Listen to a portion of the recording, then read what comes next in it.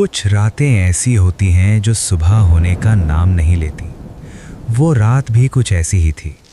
मुझे उस पुरानी आबाई हवेली में नहीं जाना चाहिए था। शहर से मीलों दूर घने जंगलों के बीच बनी वो हवेली पिछले 50 सालों से खाली पड़ी थी। मेरे दादाजी हमेशा कहते थे, बरसात के मौसम में इस तरफ भूल कर भी मत जाना। लेकिन वसीयत के कागजात ढूंढने की जिद मुझे वहां ले गई। जब मैं वहां पहुंचा, शाम ढल रही थी। आसमान का रंग काले से गहरा नीला हो चुका था। हवा में एक अजीब सी नमी थी। मिट्टी की वो सौंधी खुशबू नहीं, बल्कि कुछ और, जैसे सालों से बंद पड़े किसी कमरे की सीलन भरी बदबू। जैसे ही मैंने हवेली का भारी लोहे का गेट खोला, आसमान चीख उठा। बिजली इतनी जोर से कड़की कि मेरे हाथ से टॉर्च छूट कर गिर गई। और तभी बारिश शुरू हो गई। ये वो रिमझिम बारिश नहीं थी जो सुकून देती है, ये एक तूफान था। ऐसा लग रहा था जैसे आसमान खुद नीचे गिरना चाहता हो। मैं किसी तरह भागकर हवेली के बरामदे में पहुंचा। मैंने पीछे मुड़कर देखा, मेरी कार बारिश के उस सफ़ेद पर्दे के पीछे धुंधली हो चुकी थी। मैं अब वहां कैद था। हवेली का मरकजी दरवाज़ा चरमराते हुए खुला। अंदर गहरा अंधेरा था। बिजली तो शहर में ही गुल हो चुकी थी।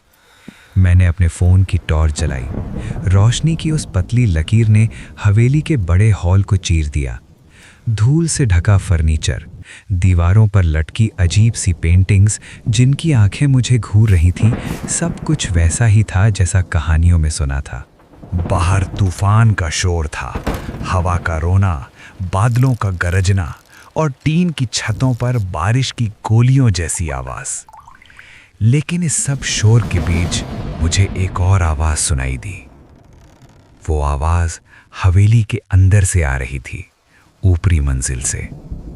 ठप ठप, घिसट, जैसे कोई बहुत भारी चीज़ ज़मीन पर घिसट रही हो। मेरा दिल ज़ोरों से धड़कने लगा। मैं जानता था कि इस हवेली में मेरे सिवा कोई नहीं है, कोई इंसान तो नहीं। मैंने खुद को समझाया कि शायद हवा से कोई पुरानी खिड़की खुल बंद हो रही होगी। मैं सीढ़ियों की तरफ बढ़ा। पुरानी लकड़ी की सीढ़ियां मेरे हर कदम पर चीख रही थीं। मैं पहली मंजिल की गलियारे में पहुंचा। यहाँ ठंड नीचे से ज्यादा थी। वो अजीब सी सीलन भरी बदबू यहाँ और तेज थी।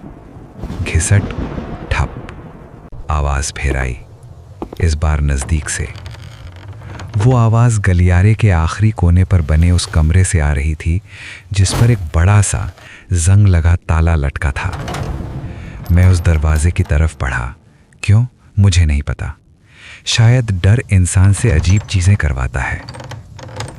मैं दरवाजे के ठीक बाहर खड़ा था। मेरे फोन की रोशनी उस जंग लगे ताले पर थी। अंदर से आने वाली आवाज अब बंद हो चुकी थी। वहां एक जानलेवा खामोशी थी।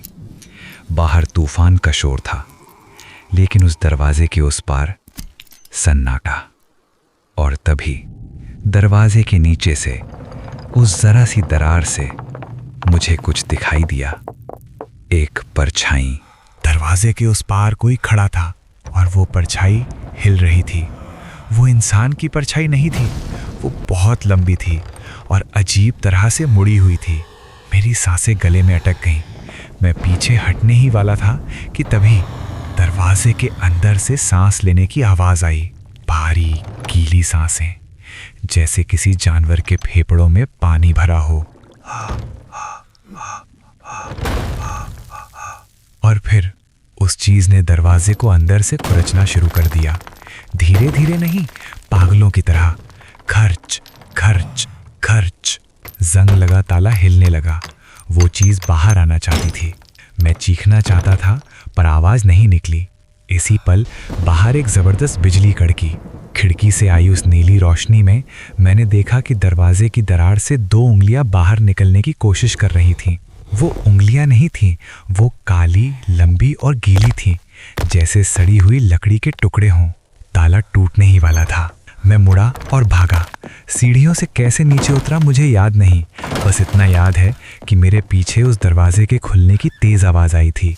मैं मरकजी दरवाजे से बाहर तूफान में कूद गया। मैं कीचड़ में गिरा, फिसला, लेकिन उठा और कार की तरफ भागा। बारिश मेरे जिस्म को सुइयों की तरह चुभ रही थी, लेकिन उस हवेली के अंदर के डर से कम। कार स्टार्ट करते वक्त मैंने एक आखिरी बार पीछे मुड़कर हवेली की तरफ देखा। ऊपरी मंजिल की उस खिड़की पर बिजली की चमक में मुझे वो खड़ा दिखाई दिया। वो सिर्फ अंधेरा नहीं था, वो कुछ और था। वो मुझे जाते हुए देख रहा था। आज तक मैं उस रात को भूल नहीं पाया हूँ। कागजात तो मुझे कभी नहीं मिले, लेकिन एक डर हमेशा के लिए मिल गया। अब जब भी बारिश होती है और बादलों के गरजने के बीच अगर मुझे ज़रा सी भी खुरचने की आवाज़ सुनाई देती है, तो मैं अपने कमरे की सारी बत्तियां जला लेता हूँ, क्योंकि मैं जानता हूँ कुछ चीज़ें सिर्फ तूफ़ानी रातों में ही जागती हैं।